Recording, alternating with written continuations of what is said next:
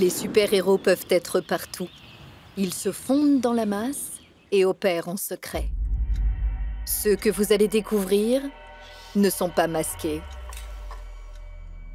Ils s'appellent Michael, Marie-Amélie, Théo, Sandrine et Mathieu. 5 athlètes au pouvoir extraordinaire qui vont se révéler aux yeux du monde aux Jeux de Rio. Des super-héros des temps modernes que rien n'arrête. Marie-Amélie Le Fur, amputée en dessous du genou gauche, médaillée d'or aux Jeux de Londres sur 100 mètres, file avec sa lame en carbone. C'est vraiment une sensation de plénitude, d'envol, voilà, de survoler les choses et c'est super agréable. J'espère m'envoler un peu plus loin encore, un peu plus longtemps on va dire.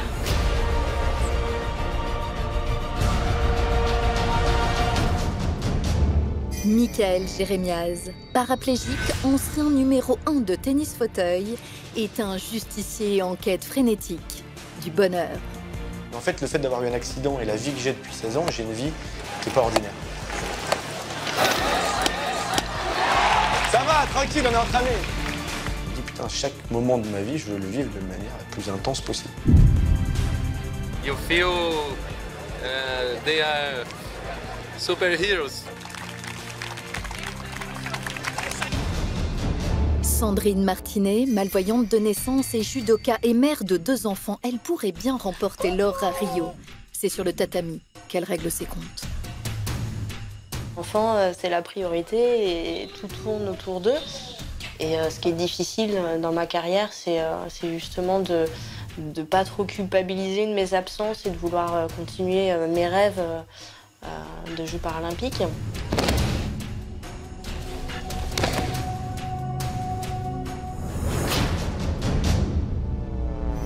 Théo Curin, 16 ans, amputé des 4 membres, s'apprête à faire son entrée dans le bassin des plus grands champions. Avant ma maladie, jamais je me serais dit je parlerai à Alain Bernard un jour, quoi. T'es prêt? Ça fait bizarre parce qu'avant c'était mes idoles et maintenant ouais, je suis au même niveau qu'eux, on va à la même compétition à la fin de l'année. Ah ouais, quand même. Non mais attends, c'est ouf. On est capable de faire des très belles choses même s'il nous manque quelques morceaux. Enfin, Mathieu Bossredon. Paraplégique, il pratique le handbike, ce vélo qui roule à la force des bras. Mon rapport à la compétition, il est permanent, tout le temps. Me battre pour rester toujours devant, et ça je le sais. Un guerrier du bitume que rien n'arrête. J'adore en faire baver à des mecs qui ont plus de facultés que moi. Ces hommes et ces femmes vont changer notre regard, éclater les clichés et faire voler les préjugés. Nous les avons suivis dans leur quotidien, ils nous ont raconté l'intime, au cœur des moments les plus précieux. Si vous êtes mignon et que vous laissez maman travailler sur ce qu'elle a à faire, Ils nous ont ouvert les portes de leur vie extraordinaire, des doubles vies qui laissent incrédules les plus grands sportifs, leurs entraîneurs, leur entourage et les plus grands penseurs.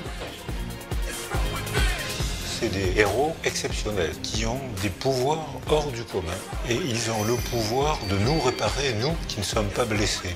Quand bien même le corps est à terre, ils sont capables d'imaginer qu'en se dressant, ils atteindront des étoiles. Ces athlètes réunissent tous les critères des super-héros. Une double identité au sein de la société, une armure invincible, une mission de justicier infatigable, une blessure originelle dans laquelle ils ont puisé leur force. Des héros bien réels qui ont fait de leur handicap des super-pouvoirs. Voici donc l'histoire de 5 héros du XXIe siècle.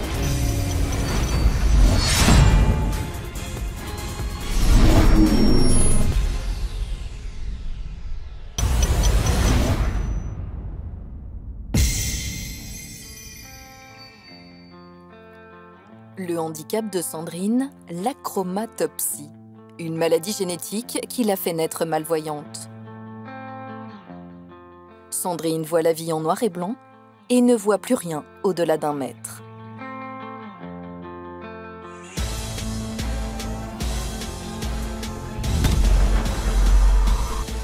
À 9 ans, elle choisit un sport qui va la pousser à développer ses autres sens. Elle se forme aux côtés des valides, mêmes règles, même combat. La seule différence pour elle se fait au départ, le combat commence quand le kimono est déjà pris en main.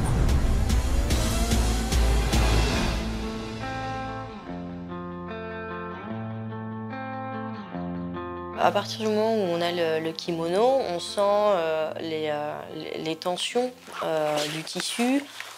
On entend aussi un peu le déplacement de l'adversaire, mais c'est plus, voilà, c'est sentir avec le contact du kimono, les pousser, les tirer,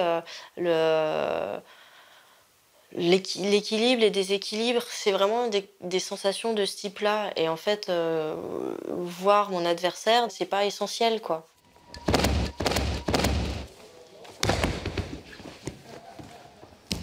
La petite fille discrète et solitaire est devenue au fil des années une redoutable judoka. Elle collectionne les médailles, mais n'en vise qu'une seule depuis toujours, l'or. Quand j'arrive sur un tapis pour combattre, on est en mode guerrier, quoi. Ça reste du combat, donc voilà, le but, c'est de battre l'autre, donc de réussir à le projeter, et, à l'immobiliser, etc. Donc c'est un corps à corps, et voilà, c'est un mode un peu guerrier, quoi. 30 août 2012, les Jeux de Londres.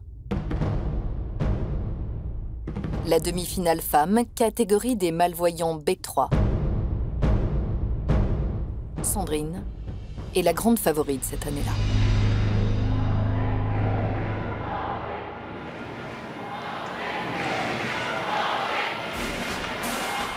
Une guerrière qui s'est appliquée à pallier son handicap, trouver des stratégies pour vaincre. Son arme ultime, sa résistance à la douleur au-delà de l'entendement. Ce jour-là, elle est prête à disputer ce combat qui doit lui offrir une place en finale. Face à elle, la chinoise Wang Lingjing, malvoyante elle aussi et ancienne championne paralympique.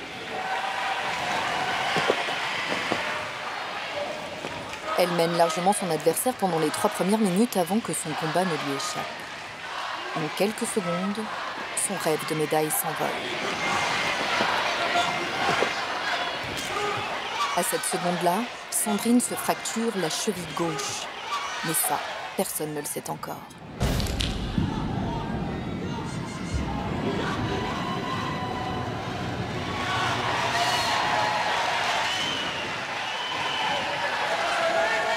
Je touche ma cheville et là, je sens la fracture.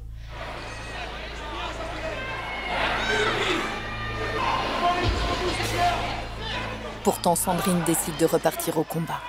Quelqu'un qui combatte sur une jambe, et en 1 minute 10, avec une cheville cassée, je pense qu'il faut en parler dans le monde du judo. Il n'y en a pas beaucoup qui ont vécu ça. J'essaie d'attaquer, mais c'est dérisoire.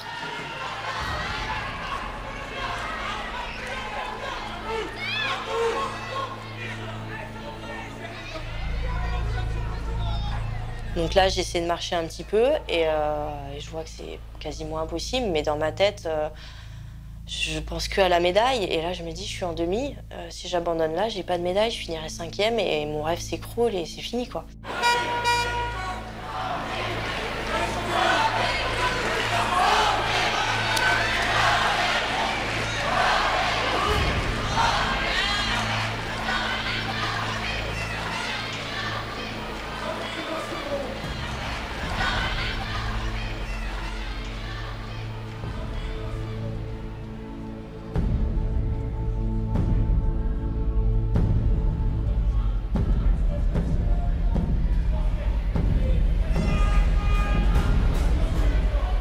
Le calvaire se termine au bout d'1 minute 30 ou 2 minutes à marcher comme ça. Et puis à partir du moment où le gong final a retenti, bah là je m'écroule par terre tellement la douleur est insupportable.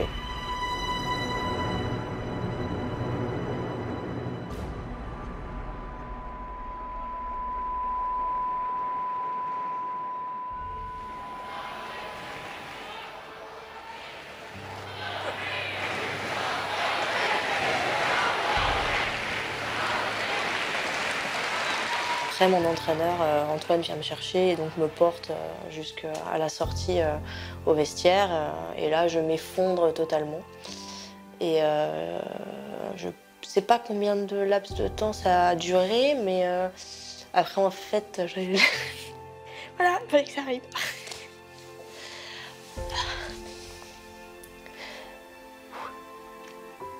Ce qui est difficile, c'est qu'après, c'est quand je vois mon fils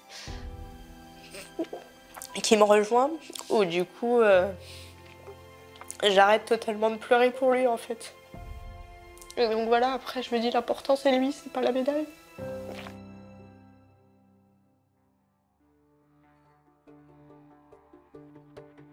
Ce coup du sort, cette douleur ont accompagné Sandrine pendant 4 ans. À Rio, sonnera l'heure de la revanche. Les super-héros, eux aussi, ont mal. Mais ils ont appris à apprivoiser cette douleur et entretiennent avec elle un rapport ambigu, presque addictif. C'est l'abnégation, c'est la capacité à supporter la douleur, l'entraînement, l'effort. Je pense qu'ils ont c'est impressionnant parce qu'ils sont prêts à tout donner pour aller au bout de leur projet et peut-être au péril de leur confort de vie, peut-être de leur vie, je sais pas. Mais c'est ça qui m'impressionne vraiment, c'est cette volonté qu'ils ont, quoi.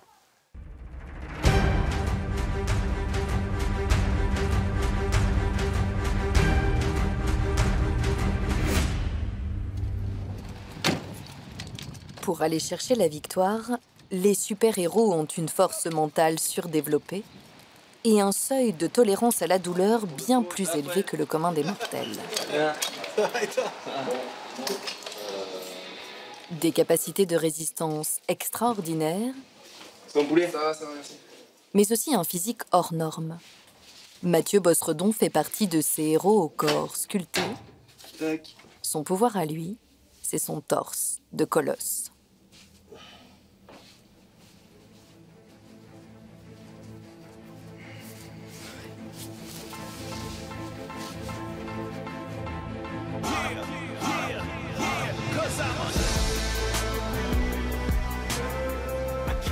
« 70 kilos de muscles qu'il entretient dans sa salle de sport tous les jours. Mathieu a perdu l'usage de ses jambes il y a 20 ans. Il sait que le haut de son corps est devenu son principal atout. Je me souviens d'une chose, c'est qu'en fait, durant toute ma scolarité, alors surtout jusqu'au collège, quoi. Après j'ai évolué différemment, etc. Mais j'ai toujours voulu montrer que j'étais costaud, quoi. Ça, c'est sûr et certain, parce que j'ai toujours été conscient qu'en poussant mon fauteuil, mais mine de rien, ça me faisait des bras un peu plus gros que les autres. Et les copains le remarquaient, quoi, forcément.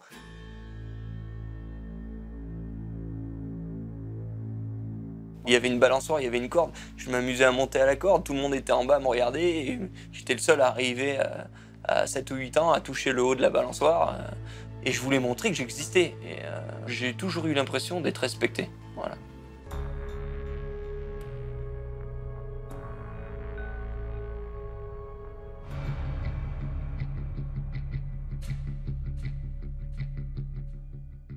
Sur cette machine hydraulique, Mathieu peut travailler ses bras dans des conditions de handbike réelles. À quelques semaines des Jeux, sa préparation physique est de plus en plus intense. Il peut mouliner comme ça pendant 1 heure sans montrer un seul signe de faiblesse.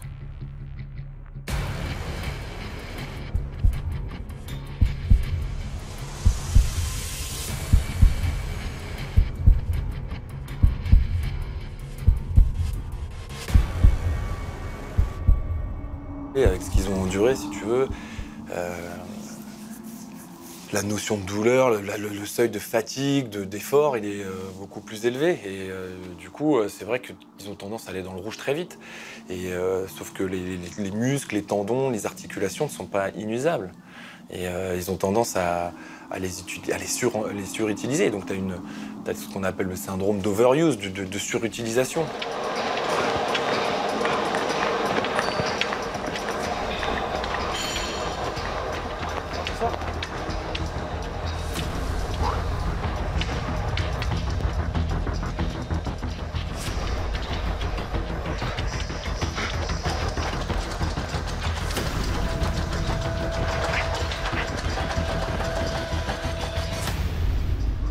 quand j'ai vraiment mal, ça me met en colère. En fait. Et c'est clair. Je me suis jamais arrêté à la douleur, quoi. La douleur, c'est une info du cerveau et si on veut aller plus loin, on est obligé d'aller plus loin.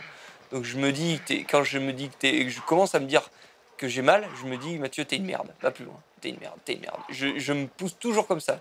Moi, je me pousse toujours par le négatif. C'est clair et net. Alors c'est peut-être sadomaso, mais c'est comme ça que je fais, quoi.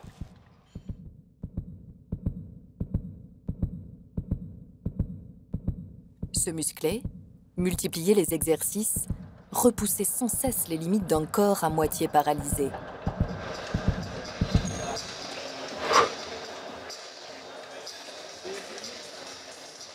La vraie difficulté pour lui, c'est de se mettre à genoux et tenir le haut de son corps.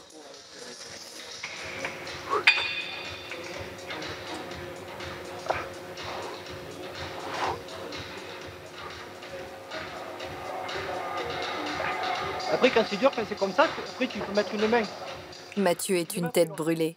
Peu importe la douleur, peu importe les sacrifices, son corps doit le tenir et l'emmener toujours plus loin.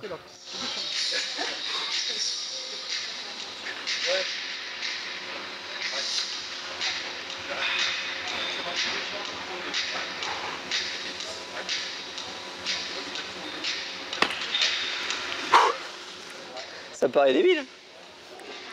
Ça paraît débile.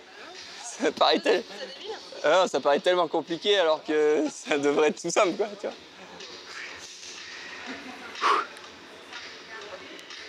Dans ma vie, des fois, j'aimerais bien accepter d'abandonner. Mon vrai problème à moi, c'est que je refuse d'abandonner. C'est-à-dire que quand la vie m'a plaqué au sol, qu'elle m'a mis vraiment des sales coups, et il m'en arrive encore, hein, il y a toujours un moment où je me dis putain, j'en ai plein les bottes, quoi. Mais ça dure 2 secondes et de suite après, je suis encore plus en colère et je me relève. Ça, c'est toujours comme ça. Ça, c'est mon caractère et c'est une force. Mais des fois, je me dis que si j'avais le courage d'abandonner, des fois, ça serait plus simple. Mais c'est-à-dire que moi, je sais que j'ai pas atteint mes limites encore. Donc, je vais les chercher.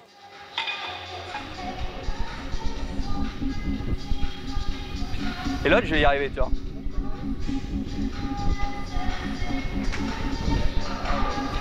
Ce côté-là, là. Ce côté-là, il... Faudra bosser tout ça. Et ça, pour moi, c'est 10 fois plus dur que lever 100 kg sur un mort. Hein. C'est l'esprit qui commande. C'est l'esprit qui commande. Donc il faut vraiment se surpasser pour y arriver. Mais quand il est sur le vélo, que ce soit valide ou handicapé, les douleurs de fou, de brûlure, tout ça, mais il faut vraiment aller au-delà il faut se subjuguer pour y arriver, quoi. Il faut se transcender.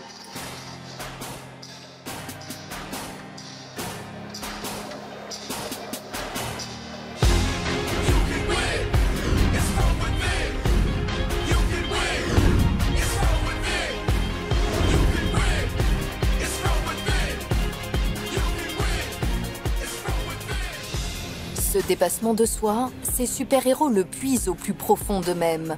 Un accident, une maladie, ce moment suspendu où tout bascule. Une blessure originelle, comme une piqûre de rappel quand il faut gravir des montagnes. 7 février 2000, j'ai fait un saut à ski incroyable. J'ai fait un saut 8-10 mètres dans un parc de surf. Une putain d'envolée. Mais alors une réception de merde, t'as pas idée.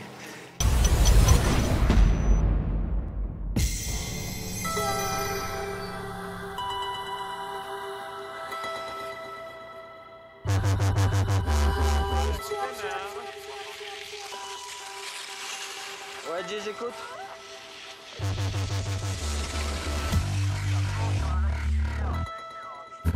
Je pars en famille, comme chaque année, on part au ski. Donc avec mes parents, avec mes 2 frères, avec le meilleur ami d'enfance de mon frère, et avec mon oncle, ma tante et leurs enfants. C'est excellent, hein? C'est pas beau, là? Attention! Boum! Ah, mais c'est pas... Mais il est... Attends. On skie tous ensemble le matin, et Puis on rentre le déjeuner tout en famille. Il faisait pas beau, et donc les parents et mon oncle et ma tante décident de rester tranquillement au chalet et nous disent bon bah on se rejoint vers 17h au cinéma. Et nous on continue, nous on aime le ski, on est jeunes, on s'en fout, on n'est pas là pour bronzer, on est là pour skier. Et donc là on skie, mais en fait on se replie vite sur un parc de surf. Et donc là on fait des sauts et on se défie. Moi j'ai toujours été un peu casse-cou, toujours défié le pote de mon frère qui lui était l'aîné de la bande et le meilleur skieur. Ce jour-là, Mickaël, il faisait des très beaux sauts. Et moi, je l'ai remarqué. Donc je lui ai dit, tiens, tu sautes bien aujourd'hui, à mon avis, tu mets à l'amende Stan. Et Stan a réagi tout de suite en disant, bah, vas-y, allons-y quand tu veux. Et moi, j'ai fait, bah, c'est parti, et je vous arbitre. Attends, Mika. Allez, vas-y, tranquille, là. Oh putain.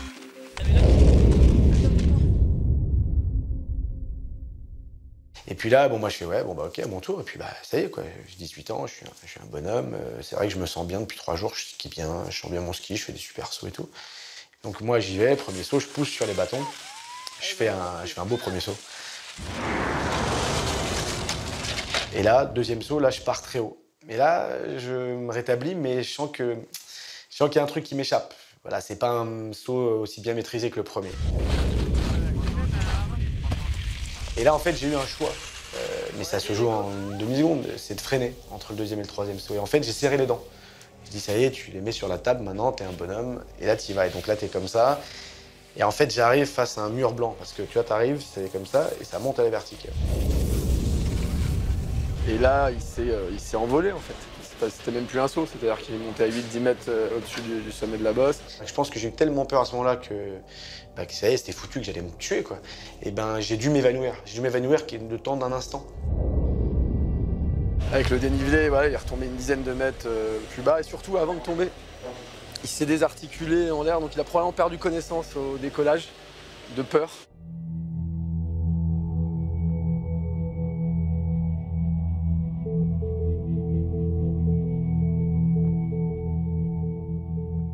Il a chuté comme ça très, très brutalement. Moi, sur le coup, j'ai cru qu'il était mort. Et puis, j'ai déchaussé, j'ai couru. Il avait la tête dans la neige, donc il était en train de s'étouffer, potentiellement. Donc, j'ai creusé sous son visage pour qu'il respire. Puis, il se plaignait de son dos. Il disait, ouais, j'ai mal au dos. Alors que ses jambes avaient triplé de volume.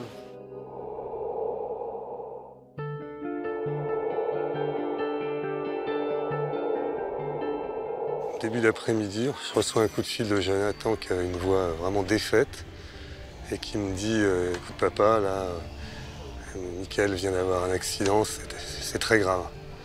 Il bouge plus. Dès que j'ai entendu il bouge plus, j'ai compris.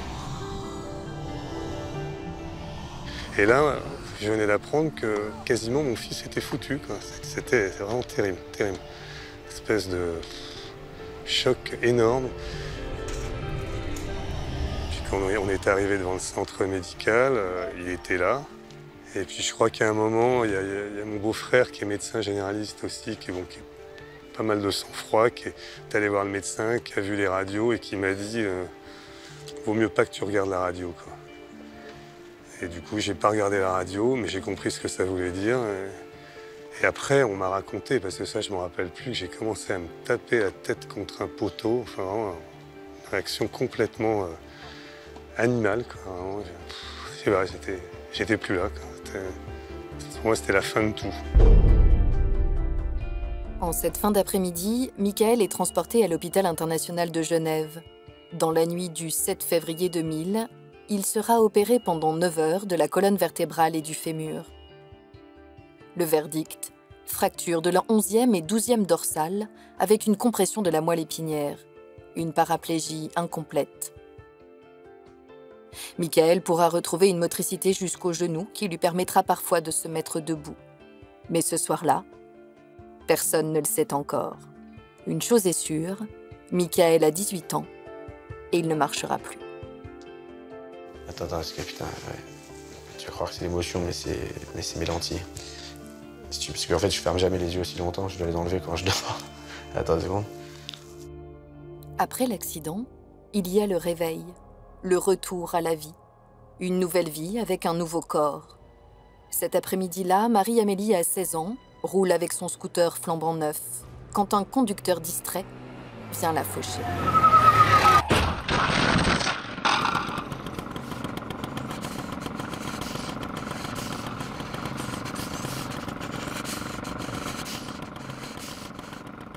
Elle est propulsée à plusieurs mètres de l'impact. Son tibia et sa cheville gauche sont broyés, le système veineux endommagé. Son pied ne reçoit plus assez de sang. Le 31 mars 2004, Marie-Amélie se réveille à l'hôpital de Vendôme.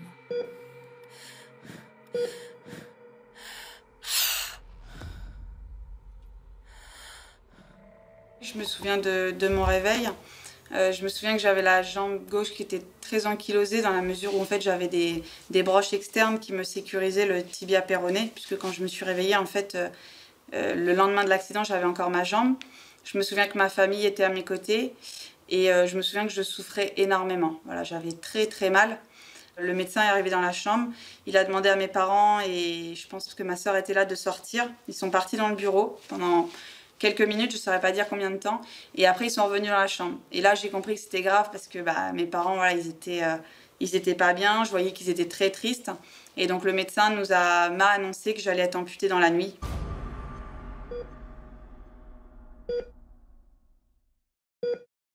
Après, il y a eu un autre réveil qui a été assez... Bon, maintenant, je pense que je peux en rire, mais ça a été le réveil le lendemain de l'amputation. Donc là, par contre, j'étais seule parce que j'étais en salle de réveil. Donc il n'y avait pas ma famille à mes côtés. Et en fait, quand je me suis réveillée, je sentais encore ma jambe. Des fourmillements en fait, qui vont jusqu'aux orteils. Donc je me suis dit, chouette, ils ont trouvé une super technique, j'ai pas été amputée. Et en fait, quand j'ai levé la jambe, j'ai senti qu'elle était bien plus légère qu'avant. Et là, j'ai compris en fait, que c'était juste mon cerveau qui, lui, avait l'impression que la jambe était encore là, alors que ce n'était pas le cas. C'est la douleur fantôme. C'est quelque chose de typique dans les problèmes d'amputation, à cause des nerfs qui sont sectionnés à un niveau de la jambe et qui continuent leur trajet jusqu'au cerveau. Et qui si tu veux, le cerveau n'a pas encore recréé sa nouvelle cartographie. Et tu peux avoir des douleurs très violentes au niveau d'un moignon à cause de névromes, c'est-à-dire c'est la cicatrisation du nerf en lui-même qui se fait de façon un petit peu aberrante, qui va peut-être faire comme une espèce de petite pelote, tu vois, une petite pelote de laine, microscopique comme ça, et qui va entraîner des douleurs intenses et qui va décharger, et qui va envoyer des douleurs comme ça, un type d'électricité, de coups de poignard, de crampes violentes, ou de brûlures, tu vois, des choses comme ça. Très vite, il va falloir apprivoiser ces douleurs, accepter ce nouveau corps. Mais plus que la souffrance physique, Marie-Amélie doit faire face à des maux bien plus douloureux, renoncer à son rêve de petite fille. C'est horrible de se dire que c'est fini, que ce sera jamais possible. Voilà, après, c'est la grande déception de ma vie, c'est quelque chose qui est dur, mais je peux difficilement en parler parce que je sais que ça fait souffrir mon mari quand j'en parle, parce que lui a atteint ce rêve que moi je pourrais jamais atteindre. Après, ça n'empêche pas que je suis heureuse, que j'adore le travail que je fais actuellement, que je suis comblée de bonheur, mais il y aura toujours ce petit manque dans ma vie. Mon rêve, il est toujours accroché à ce casque de pompier. Renoncer, puis accepter pour se reconstruire. C'est ce que l'on appelle la résilience. Et le père de ce concept, c'est le neuropsychiatre Boris Cyrulnik. La définition, elle est très simple, c'est j'ai reçu le coup dans le réel, je suis amputé, je suis ruiné, j'ai perdu ma famille. Le coup dans le réel, je l'ai subi. Qu'est-ce que je fais?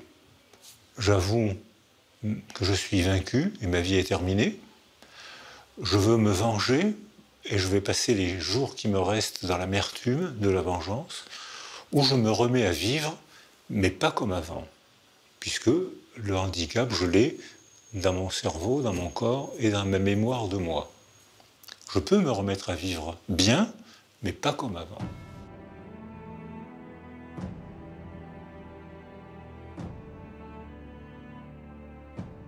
Elle choisit de s'amputer et c'est ce moment qu'a lieu la Renaissance. Alors pour elle, ce qui est un peu particulier, c'est que ce besoin de vivre, ce besoin de rebondir, il est quasi immédiat.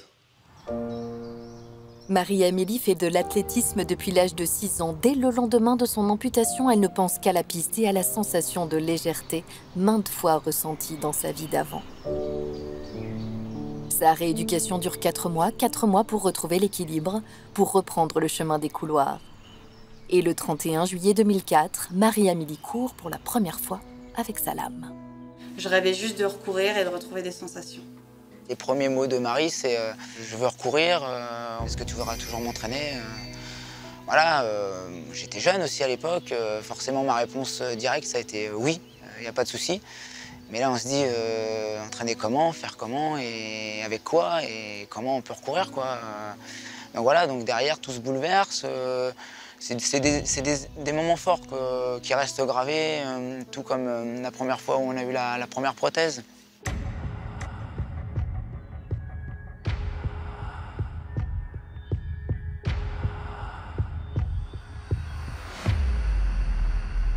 On était vraiment sur un stade juste à côté de la caserne à Vendôme, donc je me souviens très bien de cette journée. Donc voilà, il fallait apprendre à gérer la force que je devais mettre sur la prothèse. Quand j'ai mis le pied gauche au sol, j'ai l'impression que j'étais en train de tomber, que j'allais tomber au sol et que la lame, elle allait casser. C'est vraiment la sensation que j'ai eue. Quand tu vas marcher, tu vas avoir un ressenti au niveau de ta voûte plantaire, au niveau de la flexion de ta cheville, au niveau des tensions musculaires que tu vas avoir dans ta jambe, au niveau des pressions qu'il va y avoir au niveau de tes genoux. Et tout ça, ça n'existe plus d'un côté. Donc il va falloir te rééquilibrer et redévelopper les capacités sensitives pour te réapproprier les appuis, savoir où est-ce que tu es, combien j'appuie sur ma jambe, à quel moment.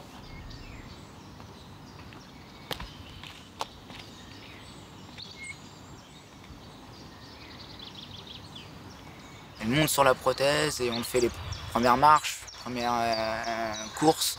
Et on se met dans un start, on voit si elle peut faire plein de choses. Je suis devant, je la tire pour sentir l'équilibre et tout. Et là, on se dit, bah oui, ça va le faire. Je serai là et je serai toujours là, quoi. Le fait en fait qu'il soit face à moi, le fait qu'il me soutienne, ça m'a rassurée. Après, on a fait un petit virage aussi, donc on apprenait en fait tous les deux à remaîtriser la lame et tout simplement à retrouver des sensations et du plaisir sur des gestes très simples.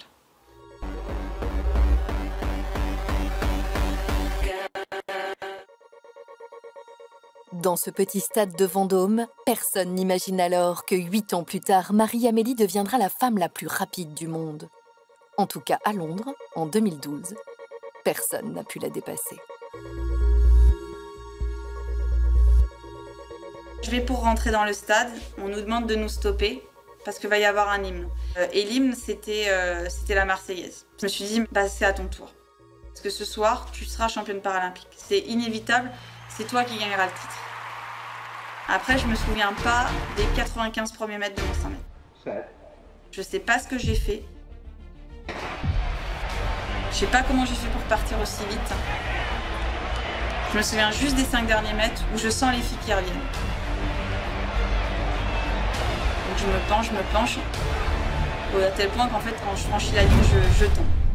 Et je suis persuadée d'être deuxième. Et là,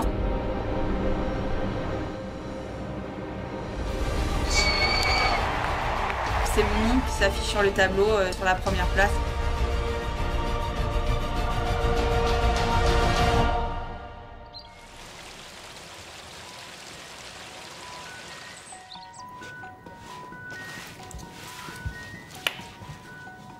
Tu peux prendre ma fessille, un petit deuxième.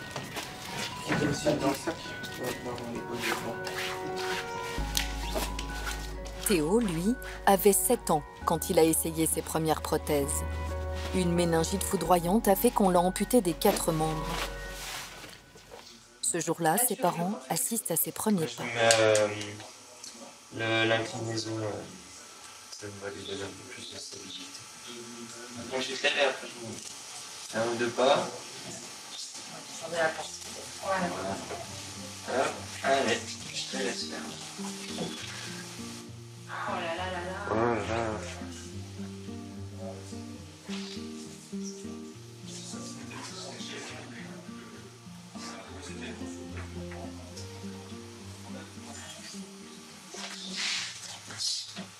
Ça va?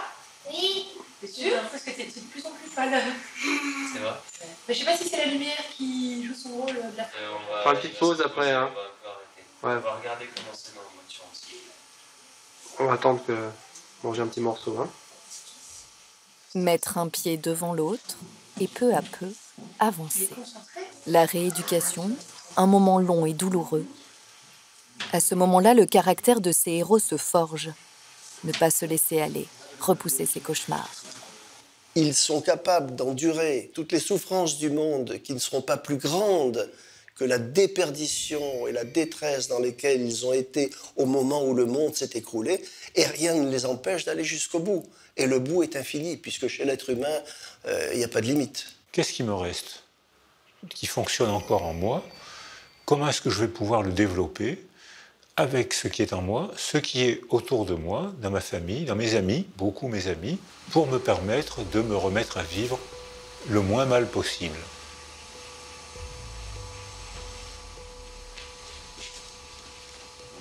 Au début, on se pose plein de questions. Hein. Quand tu arrives comme ça, tu te regardes, tu te dis mais qu'est-ce que je vais pouvoir faire quoi. Tu vas plus pouvoir faire du vélo, tu vas plus pouvoir faire de sport, tu pourras plus courir avec les copains et tout. Et en fait, après, tu réfléchis, tu te renseignes et tu te dis en fait, tu peux tout faire. Tu peux tout faire, mais autrement quoi. I think the best part is when you do everything they say that you couldn't. And me, man, yeah. I was just a kid with a dream, trying to go and make it on the scene and take over the game like Magic and Kareem. 100 miles I'm running, but I ain't losing steam. So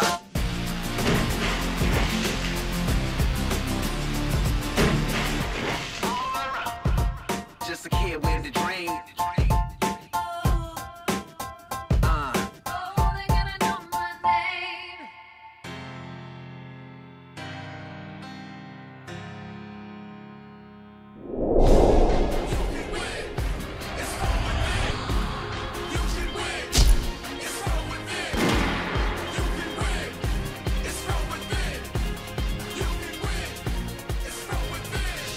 Pour pallier le manque physique, ces hommes et ces femmes doivent faire avec un autre bout d'eux-mêmes, du métal, de l'acier, du carbone. Il est temps pour eux d'enfiler leur armure pour partir au combat. Dans leur tête, un seul objectif, triompher. À un moment donné de ma vie, je disais que je pouvais mettre un vélo dans mon lit, quoi. Je peux dormir avec, parce que j'y passe quasiment la majorité de mon temps, quoi. Ah, mon vélo, c'est mon bébé.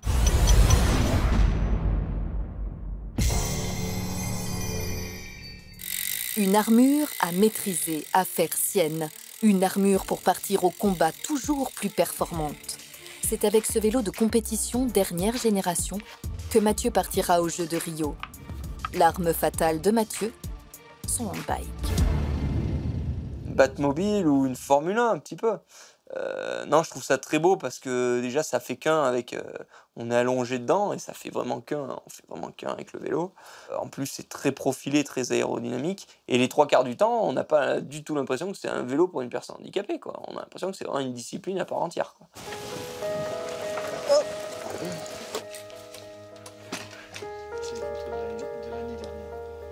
Je le serre pas trop, j'aime bien quand ça tourne, même si un peu de jeu.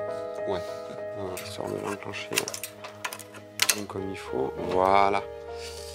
Pourquoi t'es frileux quand tu amènes ton gamin à une nounou? Tu vois, c'est pareil. Tu sais qu'elle va bien s'en occuper, mais c'est pareil. Bah Hubert, c'est ma nounou. Voilà. Un coureur lambda, il pédale avec ses jambes, il commande avec ses bras. Nous, on fait les deux avec les mêmes. C'est-à-dire qu'on pédale et on commande avec les bras et les mains, quoi. Après, on retrouve le frein ici, donc commande de frein ici. Donc moi, quand je suis allongé dedans, j'ai accès aux vitesses, donc les palettes qui sont ici. Sur la même palette, vous avez vous pouvez descendre si vous donnez juste une petite impulsion et monter si vous allez plus loin. Là, je te retends un peu le dérailleur pour qu'il ait un peu plus de pêche. Un handbike sur mesure, 6 mois pour le fabriquer. Cette arme secrète peut propulser Mathieu jusqu'à 60 km/h, presque aussi vite qu'un coureur valide. Là, tu vois, j'en ai mis 12, 15, ça va. Aujourd'hui, son handbike lui sert à gagner des médailles. Enfant, son armure lui a surtout permis de retrouver sa liberté.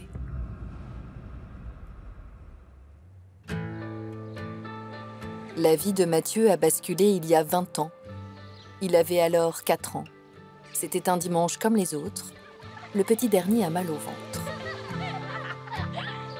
J'ai dit, arrête de te plaindre, oui j'ai dit ça. Fallait pas boire 30 coca au départ, on pensait que c'était juste voilà, un mot de vente. En 24 heures, les douleurs s'amplifient. Direction l'hôpital d'à côté. Là-bas, les médecins lui font une ponction lombaire. Mais quelques heures plus tard, ses jambes se paralysent. Il commence à avoir ses jambes comme ça en grenouille. C'est maman justement qui m'a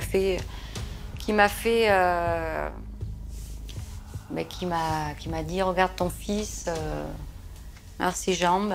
Quand j'ai dit là, attention, là, il va falloir faire quelque chose et vite parce que je vois qu'il y a un problème, c'est pas normal, quoi. Le gamin ne peut plus bouger ses jambes, il va falloir me donner une explication. Là. Mathieu est alors transféré au CHU le plus proche pour des analyses plus poussées.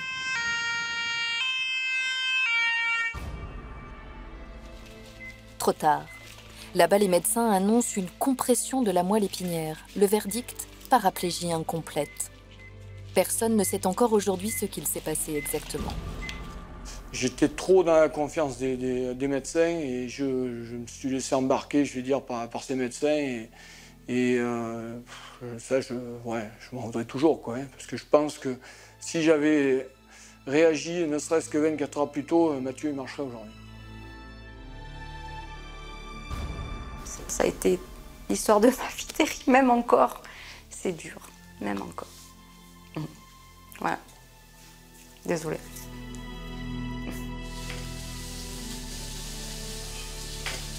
Je pense que le chirurgien, s'il regarde ce reportage, j'espère qu'il s'en voudra un petit peu, quoi.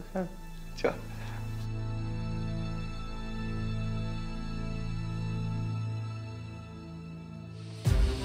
Mathieu va passer 18 mois en centre de rééducation. Quand il sort, il n'a que 6 ans. Mais ses parents refusent d'en faire une victime. Qui m'ont fait un aménagement, c'est-à-dire que j'avais ma chambre en bas, je vivais en bas, je pouvais me coucher, etc.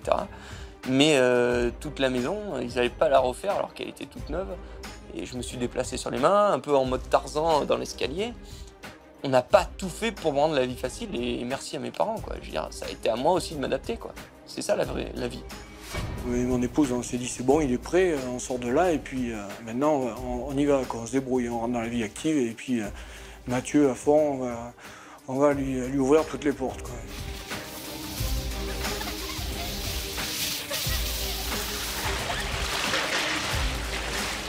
Vu l'échec qu'on avait eu là, on a dit là maintenant il faut qu'on se rattrape, quoi, en quelque sorte, ni plus ni moins.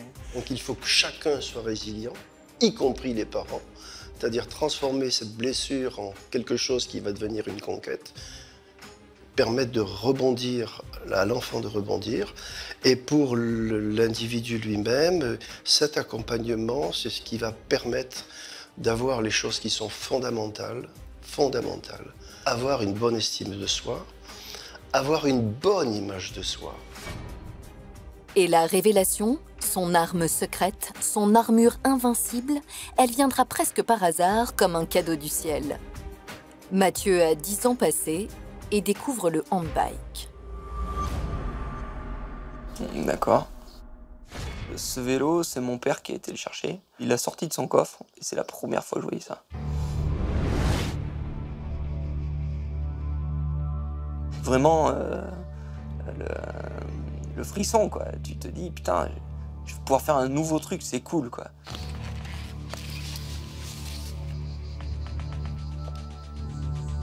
Je suis monté dedans et je suis parti pleine balle, quoi. Direct, moi, j'ai pas cherché doucement, pas doucement, etc. Je suis parti pleine balle. 15, 3, 2, 1, 0.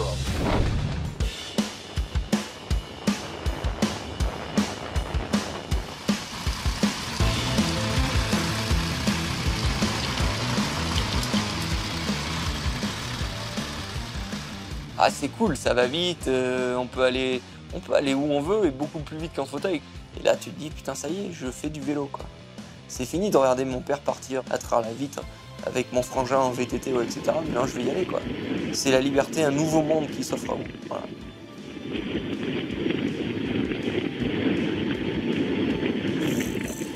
Oui, là. Ça, c'est grisant, quoi. on est ras du sol, tu as beaucoup plus de sensation de vitesse à 5 cm du sol d'ailleurs qu'à un mètre et quelques, ça c'est sûr.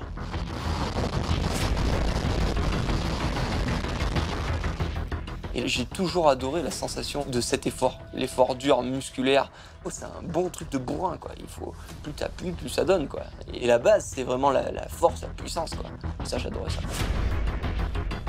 Après, il allait un peu plus fort parce que ça lui plaisait. Et puis, on a trouvé un autre vélo. Et puis, moi, il fallait que je cours de plus en plus fort. Et puis après, il fallait que je prenne le vélo parce que je ne pouvais plus suivre à pied, quoi. Donc, j'ai pris le vélo. Puis, comme il dit, maintenant, mais tu prends la voiture, quoi, ou tu prends la moto. Parce que non, je l'accompagnais encore dimanche soir. Là. Bon, c'est fabuleux comme il roule, quoi. 10 ans plus tard, Mathieu est devenu l'un des meilleurs dans sa catégorie. Et la première personne qu'il appelle après chaque médaille, c'est son père. Il y a quelques mois, Mathieu lui a ramené sa première qualification aux Jeux de Rio et peut-être lui offrira-t-il bientôt la médaille d'or. Aujourd'hui, Mathieu veut vivre ce que Michael a vécu il y a 8 ans. « 15 septembre 2008. Michael endosse son armure pour la bataille de sa vie. Il est alors depuis 3 ans numéro 1 mondial de tennis handisport. 4 ans plus tôt, il remportait l'argent aux Jeux paralympiques d'Athènes. Mais ce jour-là, c'est l'or qu'il vise aux Jeux de Pékin. Michael est en finale du double messieurs, à ses côtés son partenaire Stéphane Houdet.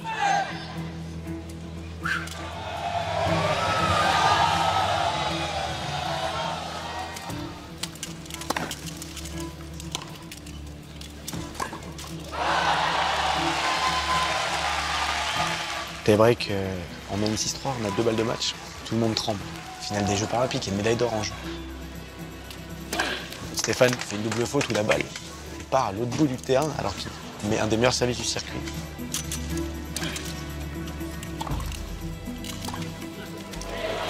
Stéphane loupe un revers qui loupe jamais. Et là, moi, j'ai dit putain, dans ma raquette, j'ai la balle de match. C'est moi qui l'ai.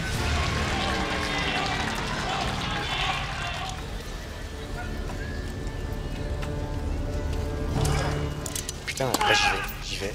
J'arrive à fond. Je tape de toutes mes forces. Jure.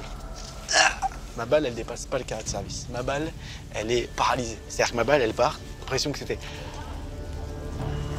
du ralenti. Et la balle, elle est dans le carré. L'autre, il s'attend à un missile. Il arrive comme ça. En fait, la balle est un peu courte. Il la boise et elle part. Et là.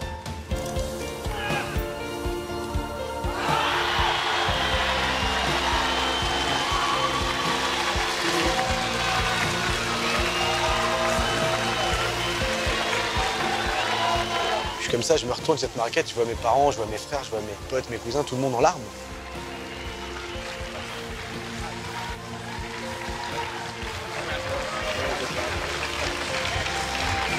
Eux, ils pleurent parce qu'ils sont hyper heureux pour moi et qu'ils voient sur le terrain leur frère ou leur fils, leur cousin en fauteuil roulant, champion de tennis, qui a failli crever, qui est là, et champion de tennis et qui est heureux.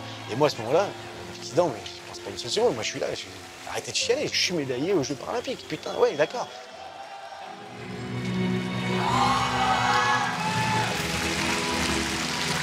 T'es allé au jeu, t'as gagné. Et donc je me dis, ouais, je suis le meilleur du monde de mon truc. Alors j'ai pas changé, et puis de toute façon avec les frères que j'ai, s'ils changent, je me prends des torgnoles derrière la tête. Mais simplement tu te dis, putain ouais, te dire que t'es le meilleur du monde à un moment de ta vie dans un truc. Alors, après, il y a des gens qui sont meilleurs du monde, des trucs que tu veux, il n'y a pas de jugement de valeur. Mais bon, en tout cas, dans mon domaine, je peux pas être meilleur que ce que j'ai été. Et donc c'est une putain de fierté.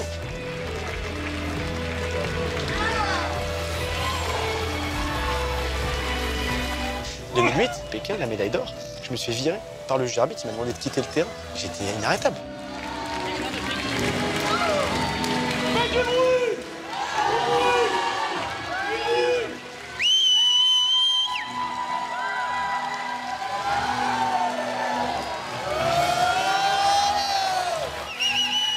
Fier parce qu'il est très généreux. Et on a l'impression aussi que ses victoires, tout ça, il nous les offre, il nous les donne, il les donne à son père. Il lui apporte. Moi, je garde les coupes, mais lui, il lui apporte les victoires. Un quart d'heure, nique sa mère, le protocole. Ça vient.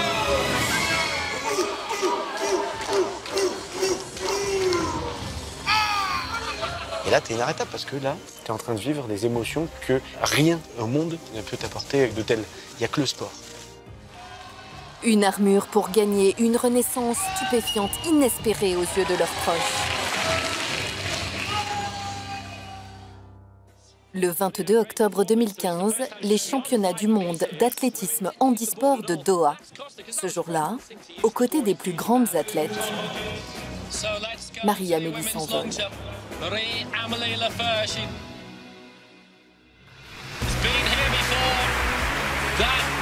Major 574, it's another world record for Lefevre. 5,74 m, elle vient de réaliser le record du monde handisport du saut en longueur. 5 meters dead for now. C'est le rêve de tout être humain un jour de voler et en fait en longueur on retrouve un peu ces sensations de légèreté et d'envol.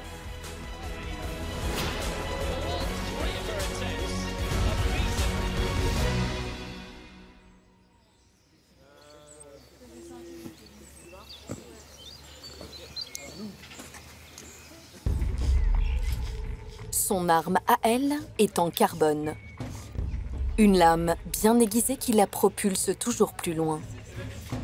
Depuis 12 ans, Marie-Amélie apprivoise sa lame pour réaliser ses exploits. Dompter cette prothèse de saut est un combat quotidien pour elle. Non, sur la planche, t'as glissé? Non, j'ai glissé avant. Avant? Je sais pas où j'ai glissé.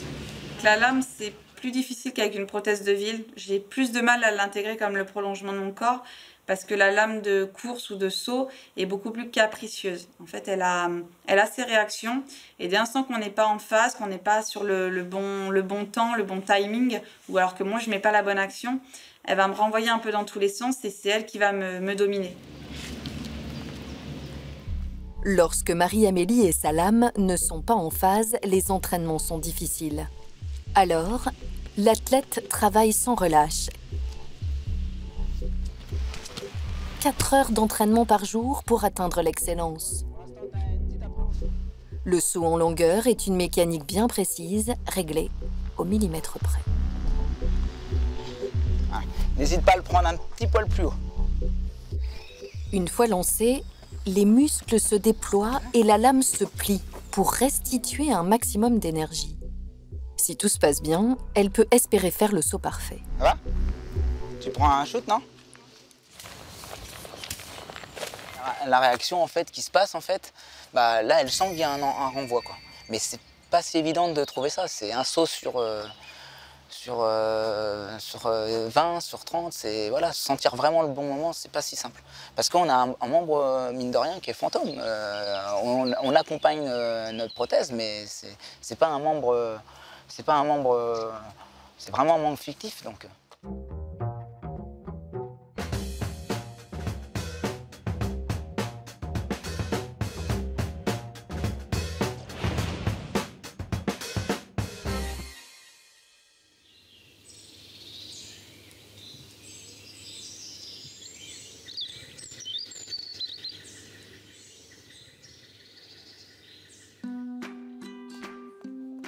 Sa lame est à la pointe de l'innovation. À quelques semaines des Jeux, Marie-Amélie veut le meilleur de la technologie. Bonjour. Bonjour. Ça va? Ouais. Hop. Hop. Vas-y, installe-toi. Marie-Josée est la prothésiste de Marie-Amélie. C'est avec elle qu'elle a fait ses premiers pas. 12 ans plus tard, la prothésiste est toujours là, à l'écoute de son athlète. J'ai tout préparé. Ce jour-là, il est question de rajouter une épaisseur au bout de la lame pour obtenir une meilleure impulsion et s'envoler encore plus loin. Tu vois, en fait, quand je pose, donc elle vient s'écraser, et après, tu as tout un temps, et c'est ce temps-là, en fait, qu'on aimerait gommer, tu vois.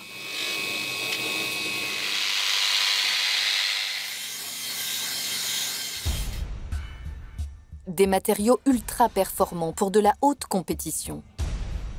Une lame en forme de patte de lapin pour la vitesse et la restitution d'énergie. Une lame entièrement réalisée en fibre de carbone pour la légèreté et la rigidité. Dessous, des pointes pour accrocher la piste.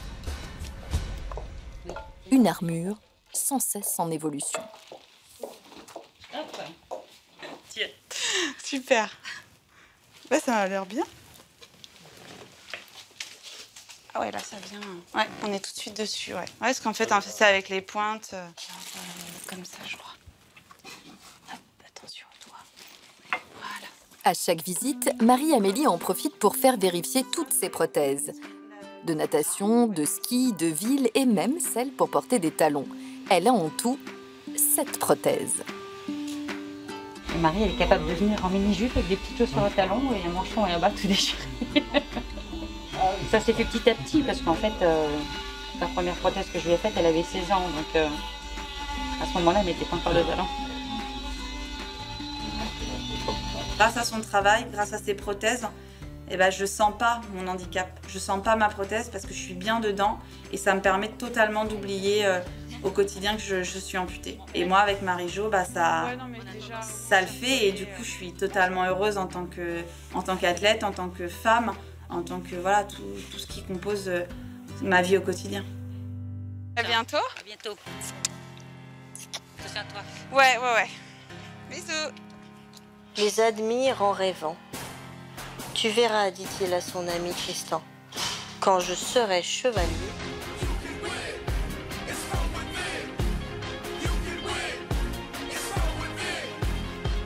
Sur le terrain, les héros sont victorieux, mais lorsque le masque tombe, ils redeviennent anonymes et discrets, parfois au banc de la société. C'est cette double identité qui leur permet de se fondre parmi le commun des mortels.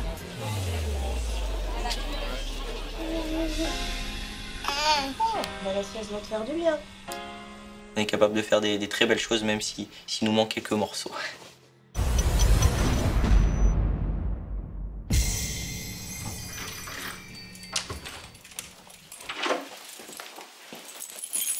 Ça va, Nathan ?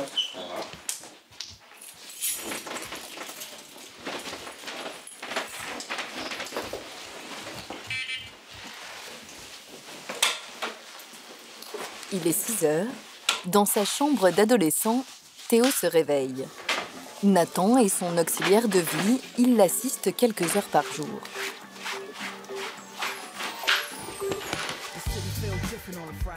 Théo est interne dans ce centre de formation sportif. Il est en 3e. Mais avant de commencer sa journée de collégien comme tous les autres, direction la piscine et ses 2 heures d'entraînement quotidien. Comme chaque jour, il retrouve ses 7 camarades du pôle France handisport de natation et Fabien qui l'entraîne depuis maintenant 3 ans.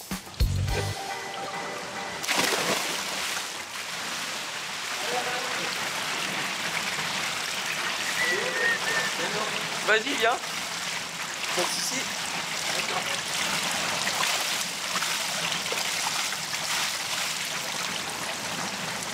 Je vais faire la bagarre. Bon, attends.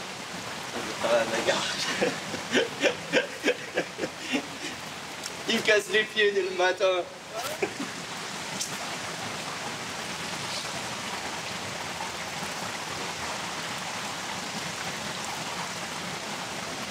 Le dernier qui va dans l'eau.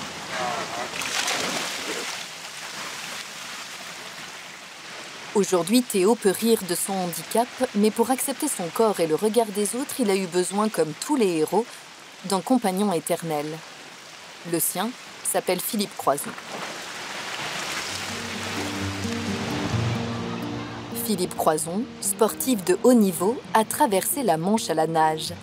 Il est lui aussi amputé des 4 membres.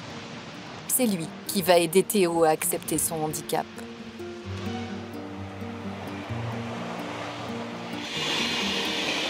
Tu le vois? Il est là, il est là. 1, 2, 3. Hop là. Allez mon poteau. Allez, salut toi, ça va? T'as fait comme moi, t'as mis les pattes? Ouais. Salut. Tu vas bien? T'arrêtes de grandir, regarde un peu. Ouais, il y a toi, Philippe, il a le même handicap que moi, il ressent plein de choses que moi je ressens dans la vie de tous les jours. Il s'est battu comme moi et voilà, du coup je lui fais confiance à chaque fois. Oh putain la vache. Attends.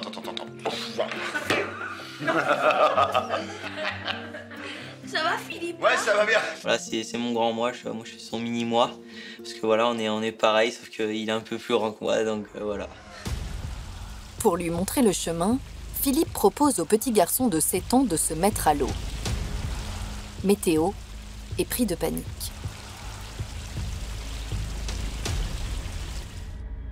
J'avais hyper peur, j'aimais vraiment pas ça. J'avais pris une frite, des brassards, des bouées, enfin tout ce qu'on avait trouvé au bord du bassin. Et je suis ressorti de l'eau voilà, hyper vite parce que j'avais eu peur. Du coup, sur ce coup-là, j'avais pas réussi à lui montrer.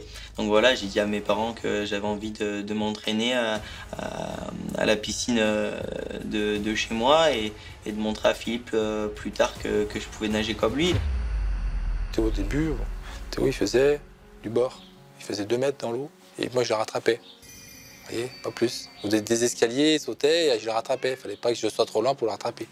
Jusqu'au jour où il a commencé à être tout seul, à barboter le long. Après, il a commencé il faisait une petite longueur, quelques mètres. Après, il se rattrapait. Après, ainsi de suite. Puis progressivement, avec toutes les séances, il a commencé à faire 25 mètres. Le premier 25, le premier 50 mètres, et ainsi de suite. Et une fois, je suis retourné vers lui et je lui ai dit, bah viens, on va à la piscine. Donc il m'a pas cru. Sur le coup, il m'a dit, mais non, tu vas refaire comme la dernière fois et tout. Donc voilà, on allait à la piscine, j'ai sauté dans l'eau, j'ai fait mes premières longueurs. Donc c'était un très bon souvenir.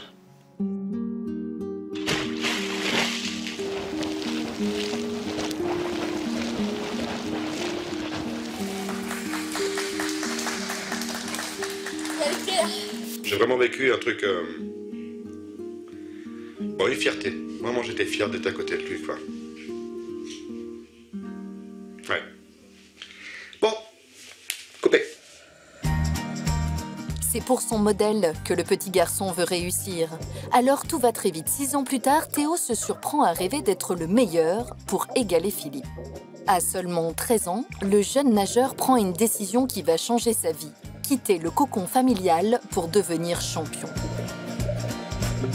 J'ai quand même eu du mal. Par contre, je me suis tout de suite dit que si nous, parents, on refusait ça à Théo, il aurait pu un jour nous reprocher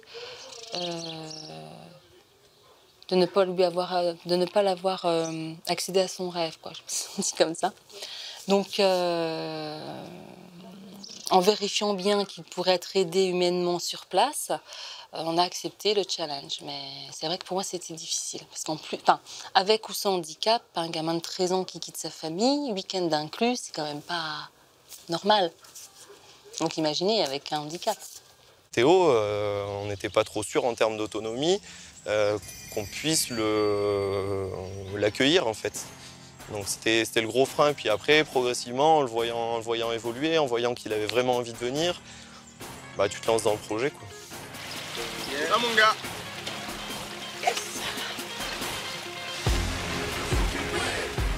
Aujourd'hui, avec son bonnet de Superman, c'est lui le modèle. Il est surtout devenu le meilleur nageur du pôle. Une progression fulgurante. 2 minutes 30 sur le 50 mètres il y a 3 ans. Aujourd'hui, 35 secondes. Et là, t'es près de la surface, t'as les épaules à plat en fait. D'accord? Pour attraper ton outil devant la tête le plus profond possible. C'est quand même assez impressionnant pour un petit bonhomme comme ça d'arriver à nager ces temps-là. Et certes, quand on va sur les compétitions locales, avec des valides, Théo arrive à nager plus vite que certains valides avec tout leur corps. Il arrive à les taper quoi, sur les compètes.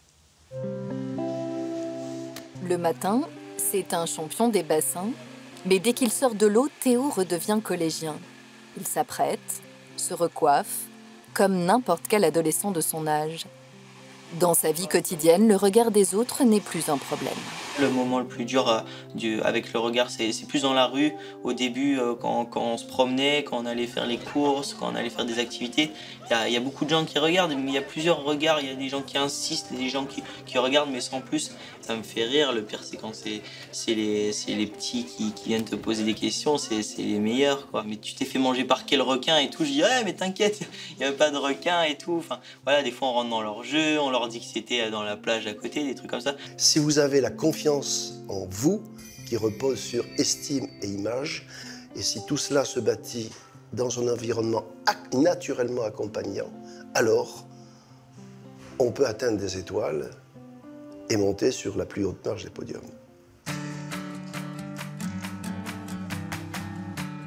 Alors avant Rio et le combat des bassins, Théo enfile son costume de collégien pour aller passer son brevet des collèges. Il passe les épreuves comme les autres. Encore une victoire sur ce quotidien extraordinaire. J'ai eu beaucoup moins de temps que les autres élèves. J'ai eu des stages en pleine période scolaire, donc j'ai loupé pas mal de cours. Là, par exemple, on était en compétition, j'ai loupé 2 jours de révision aussi dans le collège. Mais bon, voilà, on fait avec.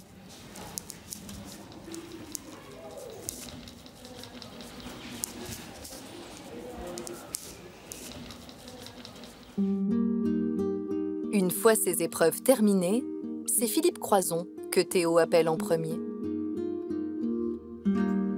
Coucou Philippe. Ah, salut Théo, comment ça va? Ça va et toi? Bien, bien. Alors, le brevet, c'est passé ou c'est en cours? C'est en cours là, c'était aujourd'hui le premier jour. J'ai eu le français ce matin et les maths cet après-midi. Et il reste que demain normalement? Ouais, l'histoire demain matin, ouais. Ouais, et les entraînements? Bah à fond, tranquillou, là on a relâché un petit peu parce que je reviens des championnats de France.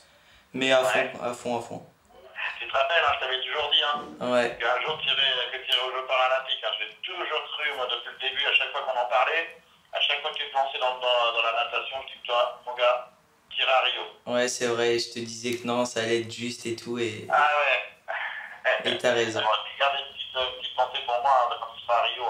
Ouais, pas de soucis. Allez, gros bisous, mon garçon. Bisous Philippe. Ciao. Ciao.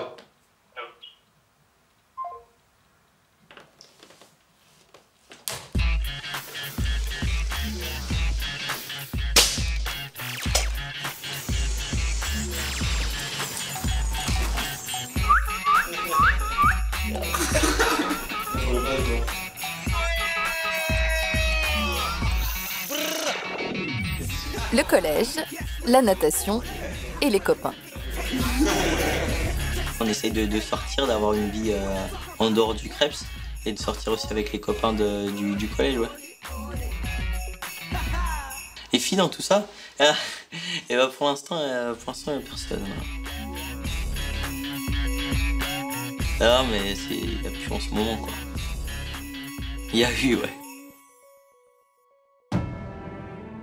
Les filles, les femmes,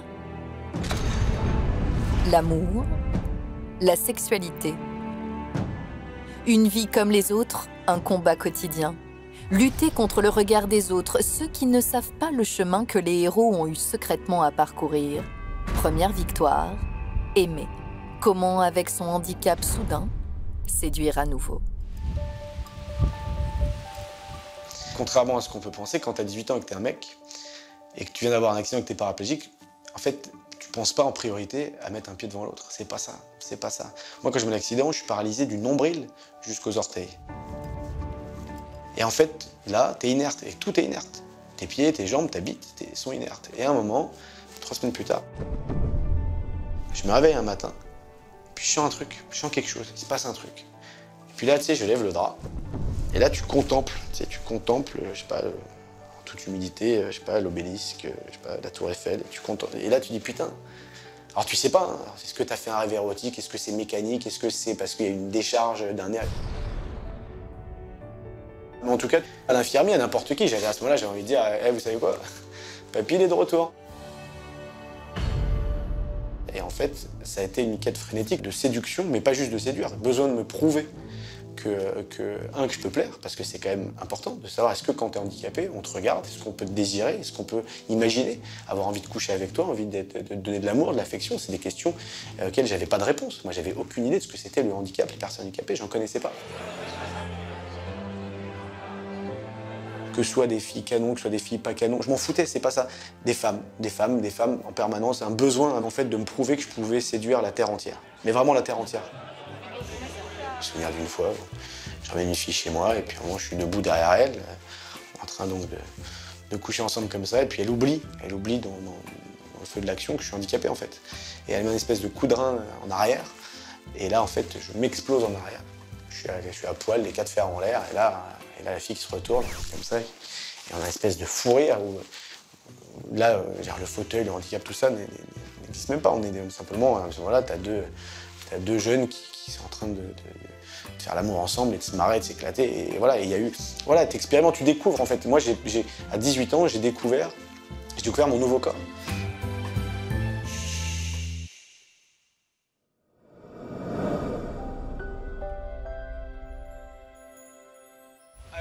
Il y a 5 ans, Michael est tombé amoureux de Caroline.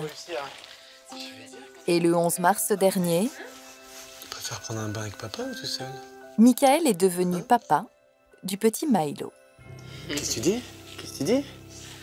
Je crois qu'il va faire avec papa. Ok, je vais faire couler le bain, petit chat. Tout de suite. On y va? Ah oui, on y va.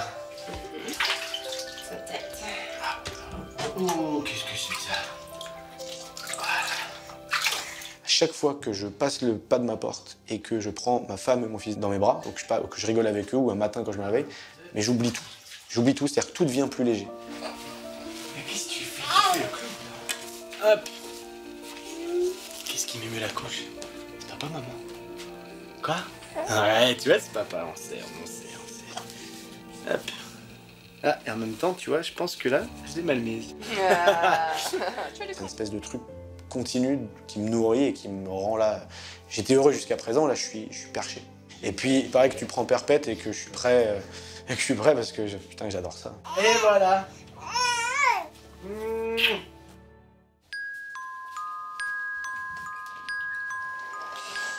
Coucou ma puce.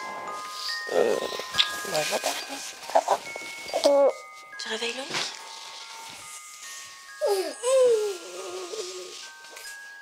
Le plus grand rêve que j'avais en étant petite fille, c'est d'être maman un jour. Déjà, il fallait trouver quelqu'un pour faire un bébé, ça peut servir. La pupille, regarde. Ça marche plus. Je pense que la petite fille que j'étais, qui était pas mal rejetée, du coup, avait sans doute peur de jamais avoir un amoureux et de pas avoir d'enfant. Cet amoureux s'appelle Nicolas. Ils se sont rencontrés sur les tapis de judo à 18 ans. Avec lui, elle fonde une famille et comble ses désirs d'enfant. Sandrine aurait pu craindre de transmettre son handicap. Et pourtant. J'étais assez rassurée sur le fait que les enfants n'aient rien. Et puis mes frères ont eu des enfants avant moi et ils avaient rien non plus. Voilà, après, si ça avait été le cas, je veux dire, il y a pire, quoi. Ça va, c'est... Bon, c'est sûr qu'on préférait ne pas avoir, mais si mes enfants avaient dû avoir cette pathologie, on aurait fait avec, sans aucun souci. T'es où? Là. Elle est où, Daphné? Coucou. Voilà, ma jolie. Ouh, t'es belle. Ah, maman. Tiens, Lolo. Loïc, c'est vrai que je lui demande des choses des fois un peu de grand. C'est comme ça fait partie de notre vie. Et voilà, je lui demande souvent les couleurs, par exemple. C'est comment, pardon? Blanc, gris. Blanc et gris? Blanc un peu. Ça passera avec la robe? Oui, parce que ça, c'est blanc. C'est un peu blanc-gris. C'était bien le haut et le bas qui allaient ensemble, ou si telle couleur va avec telle couleur. Des fois, il sait pas trop quoi me dire, mais des fois, quand je me plante complet, il sait me le dire aussi. Et sa robe, elle est comment? Rose et blanche. Ouais, ben rose et gris, c'est pas... Bon, ça fera. Hein, on va se prendre le chou. Voilà, mademoiselle. Ça va bien. Après la naissance de sa fille Daphné, Sandrine a fait son grand retour sur les tatamis. C'est qui le meilleur des judokas en ce moment? C'est maman. C'est qui le meilleur cuisinier en ce moment? C'est papa. Et voilà. Et qui c'est qui arrête pas de parler? C'est Loïc.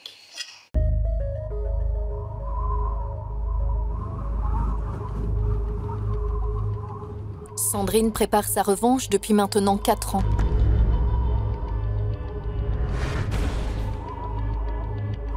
Mais en février dernier, comme un nouveau coup du sort, elle se blesse à nouveau à la même cheville que lors des derniers Jeux de Londres. Lorsqu'elle n'est pas auprès de ses enfants, elle court alors les entraînements et la rééducation pour être prête à temps pour Rio.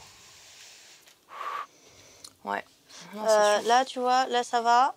Remonte un peu vers moi, vers le genou. Là, ça va plus du tout, là. De toute façon, au jeu, t'auras mal. Ah bah oui. C'est que là, la cheville, tu l'as déjà pétée. Voilà. C'est déjà fait. Le rêve est toujours possible. Voilà, c'est ça. Elle avait déjà réussi à planifier comment elle allait se faire, enfin, quand est-ce qu'elle allait se faire opérer, quand est-ce qu'elle allait ressortir de l'hôpital, quand est-ce qu'elle allait en centre de rééduc, quand est-ce qu'elle allait reprendre le judo. Et dans sa tête, c'était bon pour septembre, quoi. Voilà, c'est vrai qu'en ce moment, la priorité, on va dire que c'est les jeux. Même si fondamentalement, ma priorité première, c'est sûr que c'est ma famille. Du coup, c'est vrai que maintenant, j'arrive à un petit peu moins culpabiliser de ça et de me dire, bah voilà, si toi t'es bien, si toi tu réalises tes rêves, bah derrière, bah, tu pourras profiter encore plus des moments quand t'es avec eux. Et puis, ils sont sans doute Loïc et Daphné est trop petite, mais sans doute que Loïc est aussi assez fier et c'est chouette de voir la fierté de son fils. Je te le dis, celle-là c'est Pékin. Attends, je vais pas monter. Donc celle-là c'est Pékin. Et c'est la médaille d'argent de Pékin. Et là-bas au fond c'est celle d'Athènes. Quand elle me ramène des médailles d'or, je lui dis qu'elle est forte. Qu'est-ce que tu veux faire toi quand tu seras plus grand? Bah, je voudrais gagner des milliers de médailles. Comme maman. Alors, maman. Vas-y, avance. Si vous êtes mignon et que vous laissez maman travailler sur ce qu'elle a à faire... Dans cette journée déjà bien remplie, Sandrine ne s'arrête pas là. Elle endosse sa dernière identité, celle de kinésithérapeute. Hop là. Alors, petit coussin. Lequel? Celui-là? Le vert. C'est vert, ça? Pardon. Non, mais c'est pas grave. Le petit. C'est tout bon? Confort? Les mauvaises habitudes. Non, mais il n'y a pas de souci. On relâche. Attention, je résiste. C'est parti. Voilà, c'est un métier dans lequel je m'éclate parce que c'est un métier tactile, c'est un métier de contact, c'est un métier où, par un bien-être physique, en essayant de détendre mes patients, en diminuant leur douleur, en leur apportant des solutions techniques ou pratiques ou des conseils pour que ça leur apporte quelque chose dans leur vie et qu'ils soient soulagés. Est-ce que ça tire? Ça va? On doit être dans un étirement par là, sur toute la... Voilà, il y a des fois, il y a des choses, des émotions qui se transmettent par le regard que moi, je ne peux pas capter. Par contre, avec le toucher, on peut avoir un ressenti un peu du même type. Et comme moi, j'ai souvent été rejetée, le fait de pouvoir être acceptée, de pouvoir toucher la personne, c'est être accepté, en fait. Les super-héros réparent les vivants. Victorieux ou non sur les stades, peu importe, ce sont eux qui ouvrent la voie. Ils ont alors une mission, changer le regard que l'on porte sur eux et sur la différence en général. Un combat intime, au prix d'efforts surhumains. Ils sont alors d'infatigables justiciers. J'aimerais simplement qu'on arrive à parler librement du handicap sans avoir peur de choquer l'autre.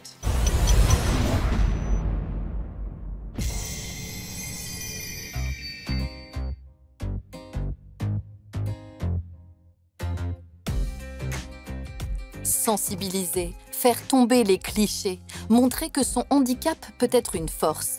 C'est ce message que Marie-Amélie veut faire passer. Entre les entraînements et son travail d'attachée de direction chez EDF, elle prend le temps de rencontrer des classes plusieurs fois par mois depuis près de 8 ans pour raconter son histoire, montrer l'exemple et aider ceux qui vivent ce qu'elle a traversé. Ils ne sont pas encore formatés, ils ne sont pas encore dans cette notion de dramatiser le handicap. Ils savent que c'est quelque chose de difficile, ils savent que c'est une différence. Moi, je suis un produit de la région, j'ai toujours vécu ici, j'ai eu mon accident ici, je me suis reconstruite ici.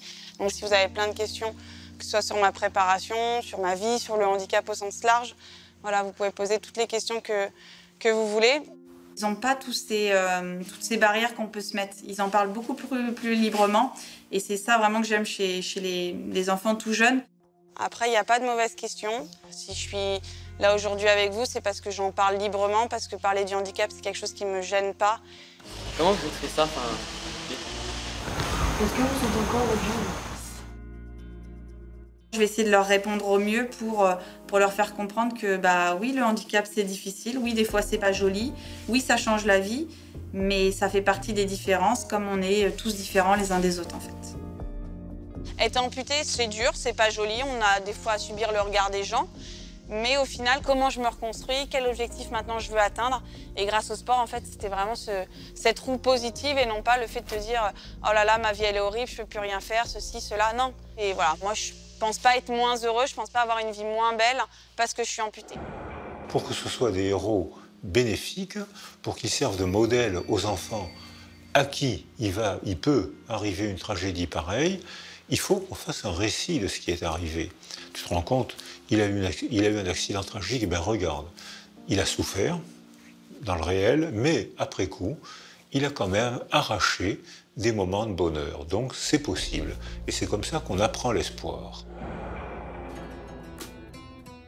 En 2001, un an après son accident, Mickaël retourne sur les bancs de la fac. Le jour de sa rentrée, un événement va réveiller le justicier qui sommeille en lui.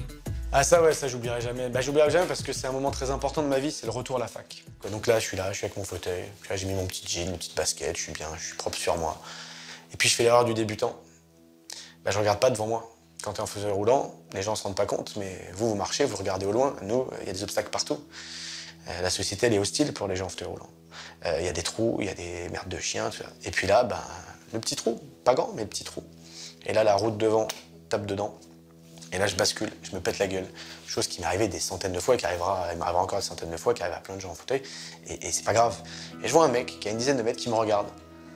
Le mec me regarde, et là, je vois dans son regard un mélange de tout ce que je déteste toujours encore aujourd'hui, mais qui me fait pas souffrir, qui à ce moment-là m'a fait souffrir. Mais de la pitié. Mais de la pitié, ça peut être un sentiment noble, la pitié, mais là, non. De la compassion, de la tristesse, de la peur, de tous ces sentiments qui, là, moi, me plaisent pas à ce moment-là. Et le mec, je me dis de bon sens, c'est de venir me dire « ça va, je peux vous filer un coup de main ». Le mec fait demi-tour et se barre. Je pense qu'un seul truc. Je vais aller voir ce mec-là, je veux savoir. Je vais pas aller le frapper, mais je veux savoir. Qu'est-ce qui fait qu'un mec qui voit tomber une personne en fauteuil roulant ne vienne pas proposer d'aide? Qu'est-ce qui fait dans notre société que naturellement on fasse pas ça? C'est la peur, c'est la méconnaissance, ça peut être aussi l'égoïsme. Il y a plein de choses. Peut-être qu'il y a plein de raisons. Mais en tout cas, je l'accepte pas. Je me souviens après sa rééducation avec son frère, il s'installe à une table et puis il me raconte, papa, écoute, il y avait 2 places de libre, il y a 2 filles qui étaient là, d'habitude elles s'assoient à côté de moi, elles ont regardé, elles ont été s'asseoir à la table à côté. J'ai ressenti ça comme une injustice énorme. Et cette injustice-là, forcément, il la ressent violemment, il la combat en permanence, quoi. Depuis, Mickaël s'est fait une promesse, faire changer le regard sur le handicap. Tous les ans, à Roland-Garros, Mickaël organise la journée Tous en fauteuil. Des personnalités qu'il connaît depuis longtemps maintenant. T'as pas oublié que je dois pousser Claudia, quand même. C'est le deal qu'on a. Excusez-moi, madame voudrait passer. Des passants, un peu surpris. Tous sont venus supporter l'association de Mickaël. À chaque fois, ça me gêne. Ça va, tranquille, on est entre amis. Mickaël, c'est quelqu'un qui a du charme, il a de l'humour, et puis il est en fauteuil. C'est presque la cerise sur le gâteau de son charisme. Il fait du bien aussi aux gens pour qui le fauteuil, le handicap pourrait être un sujet un peu gênant, sensible, douloureux. C'est vrai que ça les détend. Tout d'un coup, ils ne voient plus le handicap, ils ne voient plus le fauteuil, et ça les relaxe plus généralement sur le sujet. Il y a un an, Mickaël a réussi à sensibiliser un ancien numéro 1 mondial de tennis, triple vainqueur de Roland-Garros, le Brésilien Gustavo Kuerten. Cette année, il est le parrain de l'événement. Une belle revanche sur la vie pour Mickaël, qui, 16 ans plus tôt, admirait à distance le sacre du Brésilien sur le central. Which year was your accident? 2000. 2000, the yellow one. Yeah, exactly. The second title. Yeah, that's true. Second title. I was in my rep center and I was watching your final there. It really inspired me. And then I think I discovered wheelchair tennis in July, 1 month after. And then for the last 15 years. Now, just need you to play just few balls with me. Yes. Just 5 minutes. Let's go. I've never seen you coming to the net before. Les deux hommes font le show, échangent quelques balles d'homme à homme, d'athlète à athlète. Je suis mort. Gustavo Kuerten, sensibilisé au handicap, organise lui aussi le même événement au Brésil. Regarde this one. Pour les applaudir. How was your feeling and your sensation? It's very hard. It's almost impossible. Try your limits, you know, being better every single day. They do this natural, so I think it's a great example of life. You feel they are superheroes. Thank you so much. Merci à tous les deux. Okay. Ce jour-là, les deux hommes se sont fait une promesse. Après les Jeux, Michael ira à son tour au tournoi organisé par Gustavo Kuerten au Brésil. Ensemble, ils veulent développer le tennis en fauteuil partout dans le monde. Yeah, that was great. That was great.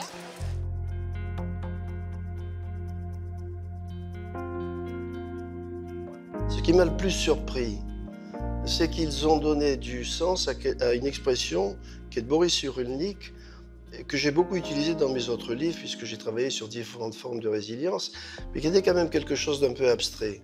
Vous voyez, cet oxymore du merveilleux malheur. Mais j'étais surpris.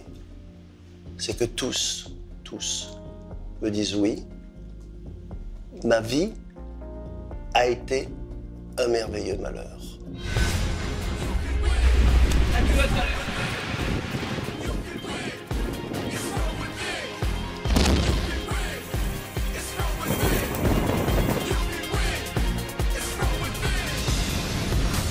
Dans quelques heures, ces super-héros entreront dans l'histoire.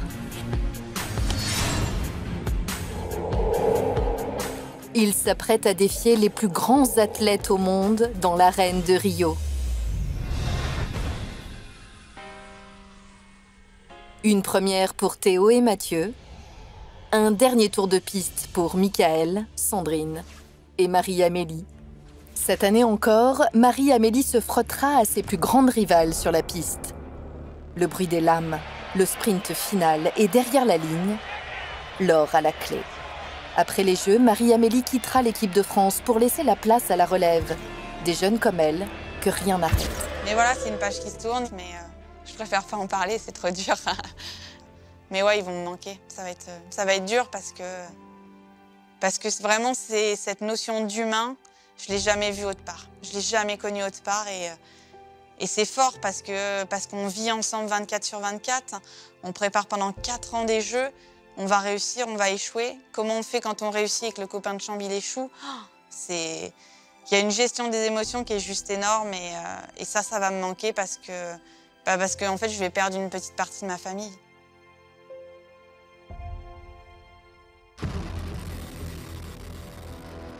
Mathieu, lui, est prêt pour la course de sa vie.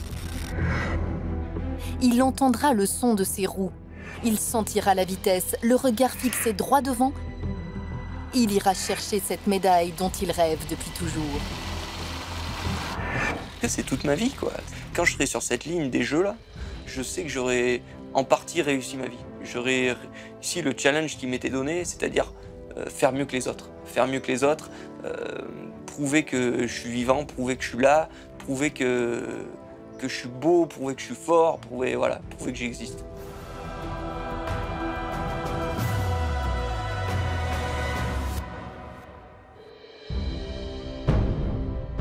Sandrine est enfin prête pour décrocher l'or qu'il attend depuis 4 ans. Elle emmène avec elle toute sa famille à Rio. Pour eux, elle reviendra victorieuse.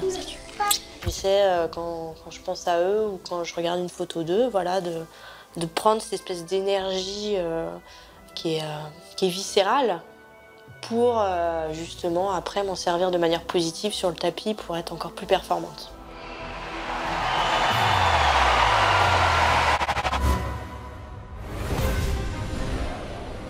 Théo a eu son brevet avec mention. Admis, mention, c'est bien. Ah, super! Contrat rempli. Maintenant, le bassin des plus grands champions l'attend. Théo est en train de plonger dans le bain des légendes, un saut de l'ange gracieux pour réaliser son rêve. On part à Rio, on va se défoncer là-bas, ça va être cool, quoi. On va tout donner, on va représenter la France et ça me touche énormément parce que voilà, à 16 ans, représenter son pays, c'est énorme.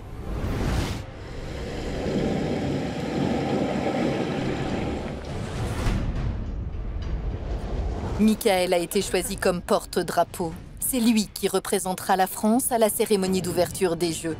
Un honneur qu'il reçoit avec beaucoup d'émotion. Il y a une fierté incroyable, quoi. Il y a une fierté incroyable, une espèce de reconnaissance éternelle de tout ce que j'ai fait. Super! Après Rio, Michael continuera d'incarner le justicier auprès des autres, auprès des siens. Il continuera aussi d'embarquer tout le monde dans sa course au bonheur. Je sais pas si j'aurai une médaille, mais je sais que sur le terrain, je vais tout donner, parce que ce sera mon dernier. Donc je vais crever sur le terrain. Moi, je suis un chien, je vais rien lâcher. Si j'y arrive, tant mieux, si j'y arrive pas, c'est pas grave. Je me serais éclaté, j'aurais une putain de carrière, j'aurais partagé avec tous les gens que je kiffe et qui me kiffent. Après, bah voilà, on est gourmand. Une petite cerise sur le gâteau, c'est toujours bon à prendre, tu vois. Si ça marche pas, écoute, moi j'aurai mes proches là-bas, on se fera une putain de fête à Ipanema le dernier jour, ensuite je rentre à Paris, et puis là, ma femme et mon fils qui m'attendront. Et puis après, c'est parti pour une nouvelle putain de vie, parce que c'est ce que je vis depuis maintenant 16 piges, quoi. Les super-héros que vous venez de voir sont bien réels, pas très loin de vous. Ces hommes et ces femmes rêvent sans limite. Ils savent au plus profond d'eux-mêmes que la force viendra toujours de la différence.